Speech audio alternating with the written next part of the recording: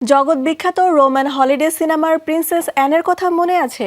নিজের সহজাত সৌন্দর্য ও হৃদয় ছোঁয়া অভিনয় দিয়ে যিনি জয় করেছিলেন মানুষের মন, হয়ে উঠেছিলেন ফ্যাশন আইকন। তিনি শতাব্দীর সেরা সুন্দরী নারী অভিনেত্রী অড্রি হেপবার্ন। হলিউডের স্বর্ণালী যুগের এই কিংবদন্তি ৩৩তম প্রয়াণ দিবস আজ। ১৯২৯ সালের ৪ মে জন্মগ্রহণের পর মা বাবা তার নাম রেখেছিলেন অড্রে ক্যাথলিন রুস্টন। দ্বিতীয় বিশ্বযুদ্ধের সময় তিনি ছদ্মনাম নেন এডা ভন হেমেস্ট্রা। ইংরেজি নাম সে সময় ছিল বিপজ্জনক। পরে যখন অড্রে সিনেমার দুনিয়ায় আসেন, পরিচিতি পান অড্রে হেপবার্ন নামে। পর্দায় আসার আগে ব্যালেপ্রিয় কিশোরী অড্রে ১৯৪৮ সালে পাড়ি দেন লন্ডনে। কিন্তু যার কপালে আছে সফল অভিনেত্রী হিসেবে ইতিহাস গড়ার, সে কি আর শুধু ব্যালে নাচের মধ্যেই সীমাবদ্ধ থাকে? স্বপ্ন বা ইচ্ছে থেকে নয়, চলচ্চিত্রে তিনি এসেছিলেন জীবিকার তাগিদে। অভিনয় জীবনের প্রথম দিকে কয়েকটি ব্রিটিশ চলচ্চিত্রে সহ অভিনেত্রী হিসেবে দেখা যায় তাকে।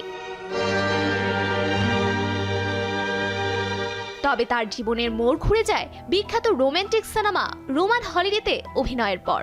১৯৫৪ সালে সাবরিনা সিনেমা তাকে নিয়ে যায় খ্যাতির শিখরে।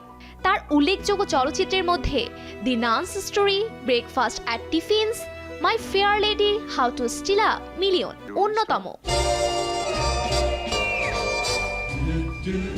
অড্রে হেপবার্ন পৃথিবীর সেই ১৪ জন সৌভাগ্যবানদের একজন, যিনি একই সঙ্গে এমি, গ্র্যামি, অস্কার ও টনি এই ৪টি বিশ্বখ্যাত পুরস্কার নিজের ঝুলিতে নিয়েছেন। সর্বগুণ সম্পন্না এই মহিয়সী মানবতার জন্য অনুকরণীয়। জাতিসংঘের হয়ে শিশুদের নিয়ে কাজ করেছেন, এসেছিলেন বাংলাদেশেও। ইউনিসেফের স্বীকৃতি হিসেবে ১৯৯২ সালে সম্মানিত হন প্রেসিডেন্সিয়াল মেডেল অফ ফ্রিডমে। ভালোবেসে টিউলিপ, লিলি ও গোলাপের সঙ্গে তার নাম যুক্ত করেছেন অনুরাগীরা। মানবতার সেবায় দীর্ঘদিন কাজ করেছেন, কিন্তু জীবনের শেষ দিকে এসে আক্রান্ত হন মরণব্যাধি ক্যান্সারে।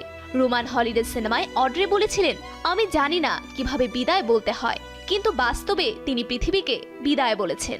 ১৯৯২ সালের ২০ জানুয়ারি থেমে যায় তার পথ চলা। সুইজারল্যান্ডের ছোট্ট এক শহরে ঘুমের মধ্যে চিরকালের জন্য ঘুমিয়ে পড়েন সুন্দরের এই দেবী। Safura Afrin, showbiz tonight.